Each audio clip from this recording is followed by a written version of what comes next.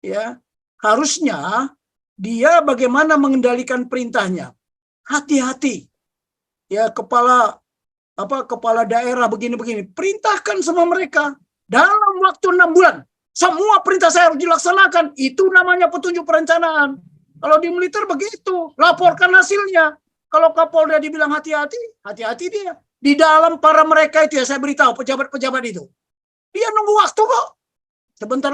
Sebentar lagi Anda lengser kok. Coba. Dalam waktu 6 bulan dia tidak mampu melaksanakan perintah, tidak mampu melaksanakan petunjuk perencanaan dari seorang presiden, pecat. Itu jawabannya.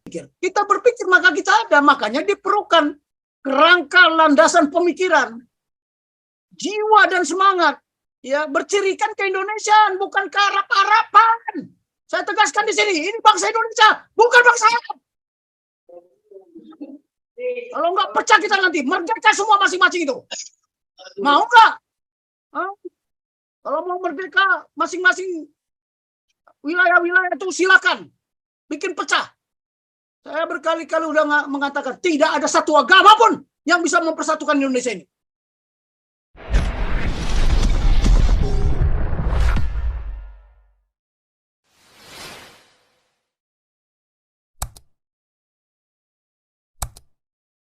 Di mana? Di sini udah benar kok. Ya, tapi benar di sana, di sini suara belum keluar. Aduh, coba kalau ini bisa dengar nggak? Kalau ini juga enggak. Kalau ini bisa dibaca, ini kalau ini bisa dibaca ini. Nah. Oke lah, lagu Indonesia Raya. Oke, lanjut aja lah. Ya, Indonesia Rayanya nantilah. Silakan Pak Tobing. Ya, silakan. Ini lanjutan konflik paradigma dan terminologi, ya. Saya dengar dari kemarin itu hari Rabu, kemarin itu 2 kali kalau nggak salah, Selasa sama Rabu memang saya nggak masuk. Tapi saya monitor ribut semua masalah konstitusi, ya kan? Ya memang hampir sebagian bangsa Indonesia ini, apalagi hampir semua ya, saya katakan hampir semua, bukan berarti tidak ada, tidak mengerti apa makna dan substansi di amanat konstitusi pembukaan Undang-Undang 45. Itu makanya karena tidak paham, ya. Karena tidak paham itu makanya semua amburadul, program kerja, kebijakan, strategi, program aksi dan sebagainya amburadul. Nah, kemarin banyak komentar saya lihat menyalahkan Jokowi, ya menyalahkan. Sebenarnya apakah presiden itu menjadi tukang pangkas sampai semua yang kecil-kecil dia urus? Nah, untuk apa ada menteri? Untuk apa ada panglima? Untuk apa ada Kapolri? Ya, tapi saya mencoba ya, harusnya di istana sana itu punya pakar-pakar lah ya. Di sana ada tentara, ya ada mantan-mantan tentara, mantan-mantan Polri, ya mereka harusnya tahu yang diajarkan di akademi militer, di Akpol itu gitu loh ya. Tapi saya coba malam ini. Ya kalau kita lihat judulnya, hari ini masih konflik paradigma, karena konflik paradigma dan terminologi ini nggak ada henti-hentinya nih saya lihat. Ya. Nah, di sini saya konfliknya paradigma terminologi yang ada di amanat konstitusi pembukaan Undang-Undang 45. Kemarin saya dengar itu Pak Gajah Mada bilang, apa dia bilang Pak Gajah Mada? Bahwa konstitusi itu ada loft, ada bocornya. Nah, sekarang saya mau mengatakan gini, jadi ini amanat konstitusi pembukaan Undang-Undang 45 itu state actor. State actor itu apa artinya? Negara. Itu amanatnya landasan konstitusional kita, satu-satunya. Itulah di dalamnya terdapat the rule of law. Kemarin kalau nggak salah nanti kita tayangkan ya, nggak ada hukum di sana. Kenapa nggak ada hukum? Itu sumber hukum tertinggi kok. Kalau itu the rule of law-nya, makanya the rule by law. Kita berdasarkan itu. Nah, PS kesepakatan. Kesepakatan itu dari siapa? Non-state actor ya. Non-state actor. Pada umumnya, mereka itu menggunakan anggaran dasar dan anggaran rumah tangga. Jauh di bawah amanat konstitusi. Justru ya anggaran dasar dan anggaran rumah tangga itu harus mengikuti apa sumber hukum dan tidak boleh bertentangan, apalagi membawahi, kan begitu. Tetapi kesepakatan itu sekarang banyak yang disebutkan apa? Non-state actor. Kalau kita mengatakannya apa? lembaga swadaya masyarakat Indonesia. Tapi kalau di luar negeri disebut NGO. Ya. Nah, yang muncul karena kesepakatan-kesepakatan itu merasa mereka jadi the ruler. Iya, benar. The law of the ruler. Ya. And the law by the ruler. Makanya saya bilang, siapapun yang bertentangan dengan konstitusi, apalagi anti konstitusi, mau menggunakan kitab suci apapun, itu pengkhianat di negara ini. Kitab suci boleh, tapi bukan konstitusi diobok-obok sama kitab suci. Karena kita ini negara kesatuan Republik Indonesia. Kitab suci mana bisa mempersatukan? Saya mau tanya, nggak bisa. Ya, kalau urusan dengan Tuhannya masing-masing silahkan, nggak ada masalah. Tapi sekarang the rule of law itu ya harusnya the rule by law. Law itu ada di konstitusi. Siapa bilang tidak ada? Makanya kita kupas nanti. Ya, kesepakatan. Makanya Pak Jokowi bilang jangan konstitusi kalah dengan kesepakatan. Itu udah benar. Nah, ini tren isu strategis menghadapi pemilu 2024 ini tidak akan berhenti kita ngomong sampai nanti pemilu. Ya, saya punya harapan, punya keyakinan, saya masih tetap sehat dan masih semangat ya. Karena kalau nggak sampai 2024 ini negara ini kacau semua nanti, ya kan? Nah, saya kan sudah berkali-kali mengatakan bahwa pemahaman paradigma kepemimpinan Situpa itu militer memang. Ini yang mengikuti ini banyak militer loh. Malam ini banyak militer. Semua saya kirimin tadi. Ya, kita militer. Sebenarnya polisi juga udah pernah menerima pelajaran ini. Situasi. Ya, kita bilang Situpa. Itu apa sih situasi? Saya ulangi ini berkali-kali ya, karena pelajaran ini tidak mungkin diterima dalam hitungan menit. Ya, TNI aja sampai Seskogap, bayangkan berapa tahun. Itu masih tetap Situpa gitu loh ya. Tetapi bukan ini tidak dipakai di negara lain. Justru dari negara lain kita adopsi ini. Dan bukan hanya untuk militer, negarawan juga. Karena ini bisa diaplikasikan. Dan ini ratusan tahun baru diketemukan ini. Ya, tanya aja yang merumuskan ini. Ini paradigma kepemimpinan Situpa. Nanti kita lihat. Nah, kita sekarang baru bicara di situasi. Ya, ini saya ulangi lagi ya. Nanti karena nggak paham konstitusi itu loh. Kemudian ada tugas pokok. Ya, ada nggak tugas pokok di amanat pembukaan? Ada. Cuman bagaimana melaksanakan tugas pokok? Eksekusinya bagaimana mengeksekusinya? Kemudian ada dukungan administrasi. Administrasi apa? Legalitasnya seperti apa? Dukungan logistiknya seperti apa? Ya, Galarua, kalau hanya ngomong-ngomong doang, saya beritahu ya. Kalau Anda nggak ngerti ini, tidak ada output dan outcome dari Galarua. Kita buktikan. Tapi harus paham dulu ini. Ya, dukungan logistik seperti apa? Bicara logistik banyak sekali. Ya, bicara administrasi ini legalitasnya apa? Ya, kalau legalitas negara sudah jelas. Amanat pembukaan itu tidak boleh dirubah. Ya. Nah, jangan ikut siapa sih Michael Bloomberg itu kemarin. Saya tadi buka naskah-naskah dia, ternyata berbeda yang disampaikan kemarin sama dengan yang ada di situ. Ya, nah ini harus dipahami dulu ya.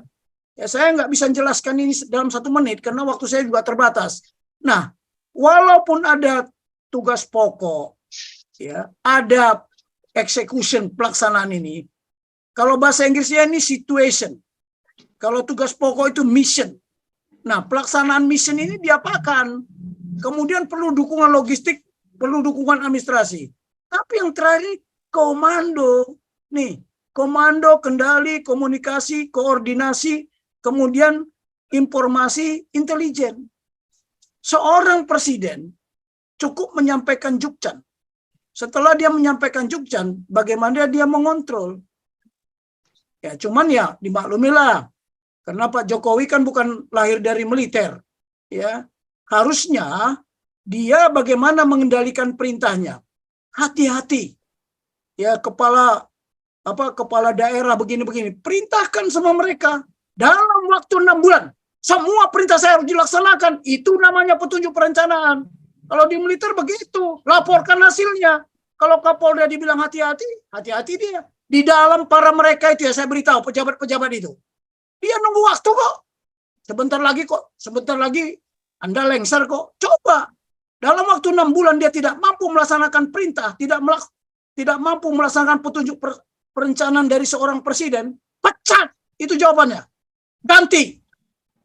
Jangan bilang sudah hati-hati, ini apa segala macam. Masih juga nggak dijabarkan. Tapi nanti kita lihat. Nah, tugas pokok yang di Undang-Undang Dasar, di amanat pembukaan itu masih mission, tugas pokok. Belum dijabarkan menjadi tugas-tugas. Ya, nanti kita lihat. Nah, situasi ini harusnya analisa dari masing-masing aparat intelijen. Mulai dari Badan Intelijen Negara, Badan Intelijen Strategis, Badan Intelijen yang masing-masing ada di kementerian, ya, Badan Intelijen yang ada di Kodam, di Polri dan sebagainya, di Kapolda dan sebagainya, sampai ke tingkat apa? Sampai ke tingkat Dan Ramil. Ini berlaku dari mulai Panglima TNI sampai ke bawah. Ya, kalau tadi Presiden ngomong di depan Polri, harusnya Polri tahu kalau dia alat negara. Halo? Ya, kalau dia alat negara atau alat pemerintahan. Jadi dia harus paham ini. Nanti kita jabarkan satu-satu ya. Inilah namanya kepemimpinan. Karena berapa kali saya menyampaikan ya, saya terangkan berkali-kali, kepemimpinan itu karakter dan kompetensi. Punya karakter, nggak punya kompetensi. Ya, mudah dibohongi orang. Punya kompetensi, nggak punya karakter, jadi bandit. Ya, saya beritahu, jadi bangsat di negara ini. Jadi harus kedua-duanya. Tapi dia harus situasi. Saya bicara ya, apa sih yang ada di situasi ini? Apa yang ada di situasi ini? Untuk mengisi paragraf ini. Ya. Apa yang harus kita jabarkan di tugas pokok? Bagaimana konsep manuver di pelaksanaan ini? Bagaimana pentahapan? Lah ini pembakaran gereja, penutupan gereja, sudah berapa lama berlangsung? Sejak reformasi. Ya, bagaimana itu rumah-rumah ibadah? Kok nggak boleh orang beribadah? Di mana perintah itu? Petunjuk perencanaan, petunjuk terus, instruksi terus. Tapi nggak ada command and control-nya. Ya, nggak ada command and control-nya. Dan tidak tegas katanya. Bagaimana mau tegas? Ya, harus masuk ke lembah tidar sana. Dididik di sana. Ya, candra di muka. Baru tahu ini si tupak ini. Ya. Jadi saya nanti silakan tanya ya. Silakan tanya apapun saya jawab. Nah, ini coba. Apa situasi itu? Menjawab apa? Perkembangan situasi terkini. Ya, situasi terkini. Kenapa? Sekarang pertanyaannya. Kenapa tidak boleh membangun rumah ibadah yang bukan apa? Rumah ibadah non-muslim. Mengapa? Situasinya ini harus diwaspadai terus. Nah, di situasi ini biasanya diuraikan apa? Ancaman. Ancaman itu apa? Threat. Ya, tapi sebelum menjadi ancaman itu ada adversary, bahasa Inggrisnya ya. Adversary apa? Tindakan bermusuhan. Dari mana tahu kita ancaman? Karena ada tindakan bermusuhan. Namanya adversary. Nah, di bawah itu nanti bisa kita analisa. Ini lawan atau musuh? Ini lawan atau musuh? Ya. Kalau musuh biasanya datang dari luar. Kalau lawan biasanya datang dari dalam. Tapi saya beritahu sejak reformasi, ya, operasi keamanan dalam negeri itu dihapus menjadi tugasnya TNI. Beginilah keamanan dalam negeri kita, kacau balau terus. Ya. Nah, ini harus jelas dulu situasi ini. Ini tugasnya siapa? Ini tugas aparat intelijen. Tugas aparat intelijen juga sekaligus membahas kekuatan kita dan kekuatan lawan. Kemudian apa kendala, apa hambatan. Kalau kendala itu masih bisa diupayakan, tapi kalau hambatan tidak bisa. Siapa kita bisa menghadapi hambatan? Emangnya jalan tol bebas hambatan? Ya ingat, kalau hambatan berarti kita minta bantuan. Ya saya kasih contoh dulu ya. Masalah COVID, kita nggak mampu bikin vaksin. Terpaksa kita minta bantuan, karena udah hambatan, bukan kendala lagi. Nah, kalau kendala itu ada upaya, tapi hambatan itu ada apa? Kita harus minta bantuan. Contoh, kemarin ribut SKB 2 menteri, itu kendala atau hambatan? Nah itu, hati-hati. Itu kesepakatan loh ya. Itu bertentangan nggak dengan konstitusi? Siapa bilang nggak bertentangan? Nanti kita buktikan, diskusikanlah yuk. Ya, terus tugas pokok. Tugas ini harus mengandung siapa, apa, bila mana, di mana, dan mengapa. Siapa yang bertanggung jawab? Masalah pendirian rumah ibadah. Siapa yang mengamankan? Apa pengamanan? Jangan-jangan nggak ngerti pengamanan. Ini baru-baru ini muncul lagi kasus Pelumpang itu. Lihat, itu kalau pemimpin tahu situ Pak, dia ngerti. Karena nanti kita kupas ya pelan-pelan. Mengapanya kita kupas. Ya. Nah pelaksanaannya bagaimananya, konsep manuvernya, konsep dukungannya, konsep bantuannya, dan instruksi koordinasi. Ya. Bukan instruksi dan koordinasi ya, instruksi koordinasi. Nanti ada bedanya. Terus logistik, ini apa, administrasi apa yang diperlukan? Ya, logistik apa yang diperlukan? Nah, komando dan kendali, harus ada komando. Kenapa komando ini paragraf 5 atau bab 5? Bukan berarti dia yang tidak dipentingkan. Ketika tidak ada ini ya, komando dan kendali inilah yang memperbesar output dan outcome. Hasil dan manfaatnya itu tergantung kepada komando kendali. Kalau hanya omong-omong doang, semua bisa. Ya, semua bisa. Ya, bukan menata kata ya. Ini harus diimplementasikan. Kualitas implementasi seorang pemimpin bisa dilihat bagaimana dia menjamarkan rencana tindakan menghadapi kontingensi. Ya, ini kalau 2024 kontingensi ya harus dibuat ini sekarang ini semua, bukan hanya TNI, bukan hanya Polri, semua. Untuk apa ada menteri? Ya saya tanya, untuk apa ada instansi lain itu? Jangan-jangan nanti terjadi kontingensi, cari air minum aja susah. Cari beras susah. Listrik aja pada mati. Udah disiapkan belum? Bullshit semua. Ya, saya agak keras juga di sini. Karena udah jengkel juga saya. Nah ini, di situasi itu ada peranggapan. Halo? Ya, apa itu peranggapan? Asumsi, tapi belum menjadi fakta. Ya, asumsi, tapi belum menjadi fakta. Contoh kemarin. Peranggapan bahwa pemilu diundur. Ya, ditunda. Itu baru peranggapan, belum jadi fakta. Masa kepala pengadilan Jakarta Pusat bisa menentukan negara ini? Yang gila apa itu? Sekarang dicari-cari dia. Mulai bela diri. Lihat itu. Hati-hati, ada aksi, ada reaksi loh. Ya, ini apa tugas pokok? Ya, terus semua segala macam. Ini sudah saya kasih tahu. Ya, nanti kita masuk kepada bagiannya.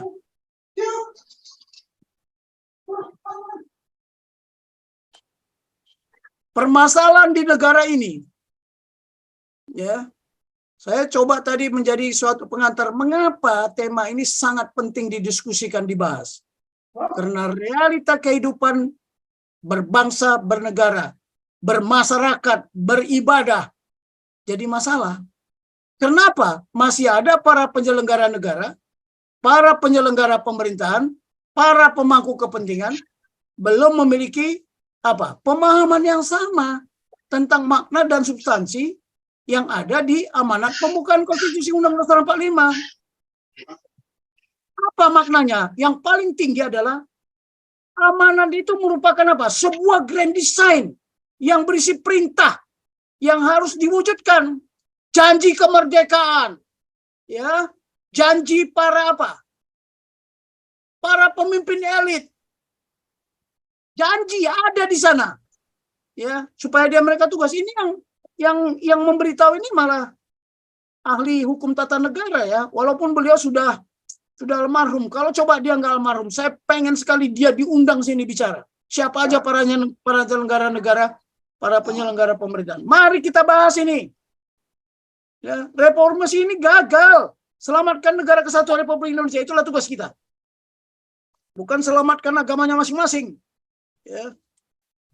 Nah ini, mudah-mudahan ini bisa didengar ini. Saya takut nggak bisa didengar lagi. Aduh, gimana caranya? Ini tadi malam ya. Jadi disampaikan bahwa Constitution is not perfect. No law is. Tidak ada hukum di dalamnya. Ini katanya si Michael Bloomberg. Tadi saya cari itu. Ini orang ngerti konstitusi nggak gitu loh. Ya. Jadi jangan bilang nggak ada hukum. Kalau konstitusinya Amerika sebut nggak ada hukum, ya urusan mereka. Tapi kalau kita jelas ada hukum di sana, ada 5 principle. What does it mean principle? Principle itu hukum.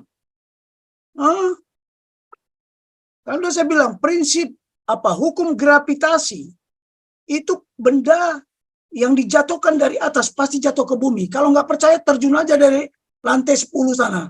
Kalau nggak apa. Itu berlaku. Itu namanya hukum gravitasi. Ada prinsip di sana. Jadi di konstitusi kita juga ada hukum. Kalau nggak tahu konstitusi, jangan ngomong konstitusi lah. Ya, tadi juga udah di framing aja kita ini. Hati-hati ya, yang tidak tahu konstitusi sama aja pengkhianat di negara ini. Ya. Nah, tadi malam rame kita bicara. Masalahnya bukan masalah konstitusinya yang salah, tapi manusianya yang tidak melaksanakan konstitusi secara murni dan konsekuen. Tidak konsekuen. Ya, nanti kita buktikan apakah kita konsekuen. Tadi saya katakan apa? Para penyelenggara negara, para penyelenggara pemerintahan, para pemangku kepentingan. Pemangku kepentingan itu siapa? Tokoh agama, tokoh masyarakat, ya tokoh adat, tokoh intelektual. Itu pemangku kepentingan. Jangan dikira enggak. Ada hukum nggak di sana? Ada. Jangan bilang ngarang si Michael Bloomberg. Aduh. Ini kadang-kadang kita di framing sama orang-orang yang nggak ngerti konstitusi. Sementara ini kata si Michael Bloomberg, no defender of the Constitution, karena tidak ada yang mempertahankan konstitusi 1945 itu. Ya kan? Coba baca tuh. At the key point in United States history, one of the two parties has served as a bulwark against this who threatened our constitution. 2 years ago at the Democratic Convention, I warned of this threat, ancaman karena kita tidak mempertahankan konstitusi. Sekarang saya tanya, apa buktinya kita mempertahankan konstitusi? Sudah dibuktikan nggak? Di lapangan, di akar rumput. Ini who will happily drive you on your right and your freedoms in the name of protecting you? Siapa yang melindungi kita? Ya yang ada di konstitusi. Semua pejabat-pejabat itu. Oke ya, ini kemarin sudah saya ungkap ini. Menyesatkan kalau memberi cek kepada Anies sebagai bapak politik identitas. Sekarang dia kemana-mana merengek-rengek. Ini saya potong aja ya, karena waktu nggak sempat. Nah, kita ini sekarang konflik paradigma sesama anak bangsa. Makanya disebut konflik, war and conflict amongst the people.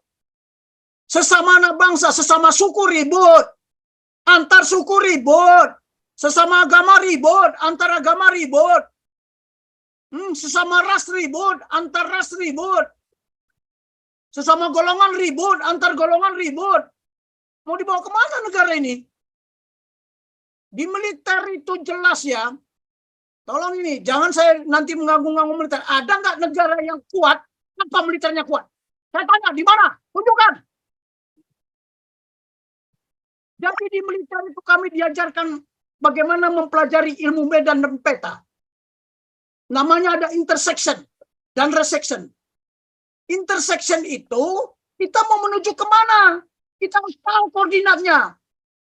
Kalau resection, kita harus tahu posisi kita. Dari posisi sekarang menuju kemana? Masa 77 tahun negara ini masih miskin aja rakyatnya?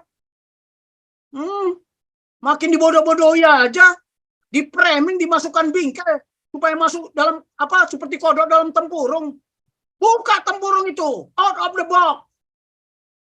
Ya. Jangan debat kusir, main kata-kata semua itu. Di zombie-zombie itu semua itu. Paham nggak dia amanah konstitusi? Ya, saya sebenarnya mau menjelaskan detail, waktunya nggak cukup, tapi kita bikin perbagian lah ya. Saya sebenarnya pengen tidur nih, sakit saya, tapi karena saya lihat, waduh, kemarin konfliknya sampai merajalela. Ya, nah, ini ya, ini tak usah lagi kita bahas itu. Inilah para negarawan perlu mengerti dan memahami definisi dan terminologi. Tanpa definisi kita tidak akan pernah sampai pada konsep. Tolong belajar ya, karena kita hidup landasan kita bernegara, berbangsa, bermasyarakat, beribadah, ada di konstitusi. Makanya kalau kita berbeda, wah bukan kita nggak perlu konstitusi. Konstitusi nggak ada hukum di sana. Menurut siapa? Menurut si Michael Bloomberg, suruh bawa undang kemari bicara sama kita. Pemahaman paradigma terminologi dan definisi suatu kata atau pernyataan tanpa standar patokan. Benchmarking yang jelas, ada patokannya yang standar. Apa itu konstitusi? Apa itu perundang-undangan? Apa itu SK Menteri? Harus jelas dulu. Ya. Kalau tidak apa, dapat menyebabkan terjadinya konflik pemikiran. Nah ini mindset lebih berbahaya daripada konflik bersenjata. Kalau konflik bersenjata, hanya jiwanya saja yang mati. Hati dan pikirannya tidak. Tapi kalau udah kompleks pemikiran, mindset, bayangkan semuanya jadi korban. Silakan berkali-kali saya ngomong. Fanatik ibadah, mau sembahyang, mau apa kayak 10 kali setiap hari, silakan. Mau ratusan kali, jutaan kali, silakan. Tetapi ketika kita fanatik agama, baca-bacaan kita. Karena Indonesia itu tidak homogen, kita heterogen. Dari suku, ya, dari agama, budaya, kepercayaan, ras, dan golongan. Jadi jangan dipaksa-paksa ya. Jangan dipaksa-paksa, kita punya doktrin sendiri. Kita ini Indonesia. Ya. Nah, ini diantara sesama anak bangsa bahkan bisa saling bunuh kita ini. Kalau satu aja nggak sabar, pasti saling bunuh. Nah, mau dibawa kemana negara ini? Sudah jelas koordinat yang harus dituju. Indonesia ya, yang merdeka, bersatu, berdaulat, adil dan makmur. Itulah tujuan, vision itu. Yang mau kita ingin capai, vision, mimpi kita itu. Tadi Pak Jokowi bilang, hendaklah para pejabat ini visioner. Visioner yang mana? Tapi mereka bukan visioner, memakai sudut pandang mereka saja. Kalau visioner, berapa kali saya bilang, visi itu apa sih? Impian yang ingin kita capai. Indonesia merdeka, bersatu, berdaulat, adil dan makmur. Sudah merdeka kan kita beribadah? Ya. Sudah Oke, beribadah. Bukan merdeka dari tangan penjajah, bukan hanya itu. Merdeka dalam segala hal lah. Ya, sesuai dengan apa? Sesuai dengan karakter. Enggak, gua nanti aja. Itu siapa? Enggak. Udah gua taruh di kulkas. Jadi, ini konflik paradigma das-mudasku. Menurut si Somad tadi, wah, pejabat yang mengizinkan membangun rumah ibadah berdosa sepanjang masa. Itu terminologi atau paradigma? Tapi tidak ada lagi yang mendebat, itu salah. Jadi mana yang benar? Sudahlah. Jangan lagi kita berlandaskan satu-satunya landasan konstitusional berbangsa dan bernegara, ya amanat pembukaan konstitusi yang tidak boleh dirubah. Tidak boleh dirubah. Ya, batang tubuh boleh, tapi pembukaan nggak boleh.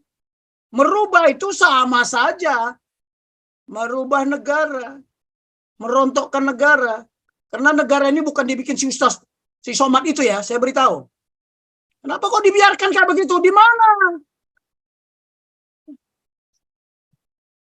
Kita yang benar, kalian yang salah. Kami yang benar, kamu yang salah. Itu aja lah. Terus begitu. Ya. Nah yang begini-begini ini kok didiamkan gitu loh. Nah kita punya paradigma sendiri. Paradigma karakter nasional keindonesiaan. Berdasarkan pemahaman tentang karakter nasional dan paradigma. Serta prinsip-prinsip. Saya coba merumuskan ini ya. Karena memang belum perlu dirumuskan. Saya udah katakan apa itu paradigma. Paradigma itu kerangka landasan kita berpikir. Nah, ini sudah ditanamkan oleh siapa? Oleh para founding fathers. Oleh para founding fathers. Berdasarkan pemahaman ini, coba, apa prinsip-prinsip? Maka kita coba, apa paradigma karakter nasional keindonesiaan? Silakan dibantah ini ya, silakan dibantah nanti. Jadi kita ada karena kita berpikir. Kita berpikir maka kita ada, makanya diperlukan kerangka landasan pemikiran. Jiwa dan semangat, ya, bercirikan keindonesiaan, bukan kearab-araban. Saya tegaskan di sini, ini bangsa Indonesia, bukan bangsa Arab. Kalau nggak pecah kita nanti merdeka semua masing-masing itu. Mau nggak? Kalau mau merdeka masing-masing wilayah-wilayah itu silakan, bikin pecah. Saya berkali-kali udah mengatakan tidak ada satu agama pun yang bisa mempersatukan Indonesia ini. Tidak satu agama pun, mau agama apapun, yang bisa mempersatukan apa? Itu tadi semangat jiwa, perjuangan kita, yang berisi kebinekaan, bercirikan keindonesiaan. Mana ada Pancasila di parameter-parameter atau benchmarknya negara lain? Walaupun mereka melaksanakan Pancasila ya, Singapura itu lebih Pancasila dari kita, ya. Tapi mereka tidak menuangkan di dalam konstitusinya. Ini prinsip-prinsip nilai-nilai Pancasila, ya, dan amanat pembukaan Undang-Undang Dasar. Untuk apa? Dijadikan sebagai panduan. Panduan itu apa? Kompas, bukan jarum jam ya. Hari ini yang jabat orang yang harus beragama ini, besok harus beragama ini. Wah, kapan nanti harus beragama yang lain, kulit yang lain? Bukan begitu. Kita perlu kompas. Tadi resection itu. Dari posisi sekarang kita menuju intersection. Ya, interseksyennya apa? Tujuan nasional itu apa? Keutuhan dan tetap tegaknya negara kesatuan Republik Indonesia. Bukan negara persatuan, bukan negara khilafah, bukan negara komunis, bukan negara Katolik, bukan negara kafir. Negara kesatuan Republik Indonesia. Bukan NKRI harga mati, tapi nan jaya dan abadi. Itulah tujuan nasional kita. Kita harus ke sana supaya tercapai yang disebut Indonesia merdeka itu, disebut bersatu itu, berdaulat itu, adil dan makmur. Mana lagi adil? Orang beribadah aja nggak boleh. Hah? Benar nggak itu? Karena sudah di benaknya itu sudah fanatik dia. Fanatik terhadap dogmanya masing-masing. Semua orang lain salah. Hati-hati loh. Saya kasih tahu ya, kerangka landasan pemikiran. Bukan hanya pemikiran, jiwa dan semangat. Yang bercirikan keindonesiaan sesuai dengan nilai-nilai Pancasila dan amanat pembukaan konstitusi Undang-Undang Dasar 45 untuk dijadikan sebagai acuan atau pedoman aktualisasi dan implementasi kepemimpinan negarawan, pengejawatan ke-10 dasar cita mulai dari negara, 10 paradigma nanti akan saya jelaskan, ya, bermasyarakat, berbangsa bernegara di segala aspek kehidupan, ipo lexos but ankam. Dalam rangka apa? Keutuhan dan tetap tegaknya negara kesatuan Republik Indonesia serta utuhnya jati diri bangsa Indonesia. Ingat karakter Indonesia. Bukan Cina. Bukan karakter Batak. Tidak. Bukan. Tidak. Kita sudah menyatu. Nasionalisme. Berkali-kali saya katakan. Nasionalisme itu adalah kekuatan yang paling ampuh di era globalisasi ini. Tapi jangan nasionalisme sempit. Nah, ini bahaya. Seperti Hitler. Itu nasionalisme sempit. Kaupenisme. Kita tidak demikian. Tolonglah ya. Saya nggak punya kesempatan sih. Di dalam Zoom inilah saya habisin semua. Ya, ini.